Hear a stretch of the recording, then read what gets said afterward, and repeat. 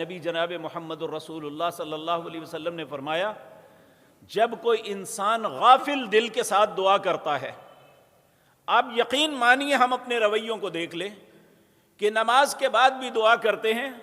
ہاتھوں کے پٹاخے نکال رہے ہوتے ہیں، کوئی ادھر دیکھ رہا ہے کوئی ادھر دیکھ رہا ہے، زبان پہ کلمات جاری ہیں، اے اللہ یہ دے دے، اللہ یہ کر دے، اللہ ایسے ہو جائے، لیکن انسان کی توجہ نہیں ہے، اس نے اپنی کال ادھر نہیں ملائی ہوئی، اس کا ذہن اللہ کی طرف متوجہ نہیں ہے، اس کے دل میں یہ بات نہیں ہے میں کس سے مانگ رہا ہوں اور کیا مانگ رہا ہوں، یہ بھی احساس نہیں ہے۔